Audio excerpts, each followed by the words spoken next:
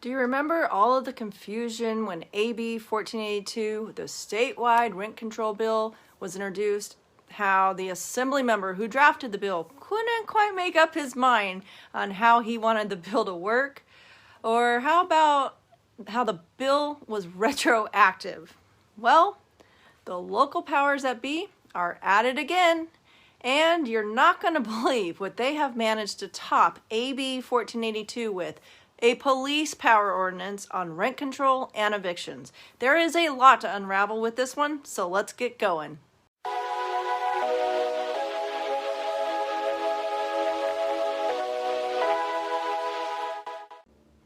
A few years ago, with no public vote, AB 1482 was passed, and we did our best to adjust to the new rent control law and raise our rents within the new legal confines.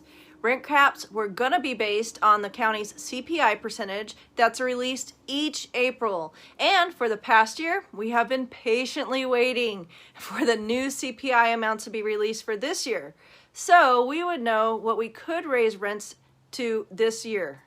Unfortunately, that notion went out the window on Tuesday, April 6th. At the last County Board of Supervisors meeting, a couple of last-minute items were thrown in. The San Diego Board of Supervisors exercised what they called police power, with two reasons why. They are trying to limit the spread of COVID-19 and battle the public health crisis of racism. They passed an ordinance that prohibits residential evictions without just cause, and they enacted a moratorium on certain residential rent increases. After a long 6-hour hearing, they approved both measures. The measures passed with a 3-2 vote, but failed to garner for the 4 votes that are required. So it's going to go back for a second reading on May 4th, with the items going into effect 30 days after. As the ordinance reads right now, from April 6th until July 1st, 2021, you can't increase your rent for your tenants for any amount greater than the CPI amount for last year, which was 5% for the state, plus our local 1.7% for a total increase of 6.7%. At least that clears up that portion of the ordinance. But here's the part that property owners are really going to take issue with. It also prohibits residential evictions without just cause, and that means that you are not allowed to terminate a residential tenancy unless that tenant causes immediate health or safety threat, or they fail to pay rent. And tenants who don't pay rent may have extra protection under California law.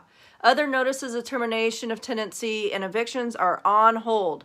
The ones that you could do because of major repairs, or if you or an immediate family member would be moving into your property, your ownership rights are being impacted here. So this moratorium will be in effect until our county reaches and remains in the yellow tier. And that's for 2 consecutive months and 60 days after that. One provision is if the current tier system gets modified or removed, then the ordinance actually expires 60 days after the governor lifts the state of emergency. What comes after that, we'll see. If you find the info we cover helpful, be sure to click that subscribe button and hit that little bell icon. That way you are always notified when a new video comes out. Down in the comments right now is a link for our monthly San Diego Apartment Investors Market Report. Nobody else brings you the stats and the need-to-know information that we do. It affects you as a property owner here in San Diego, so be sure to sign up for the free monthly report. If you're thinking that you're going to be selling your property in the next 12 months, that video link above will explain why you should not plan on waiting. There are some big indicators that things are changing fast. The time for you to get top dollar is right now. Think about it. When in your lifetime will you see prices this high again in San Diego? What are your properties worth right now? And really, how long do you think it will take to gain that same appreciation that we've had on this last run? We've had a run since 2011.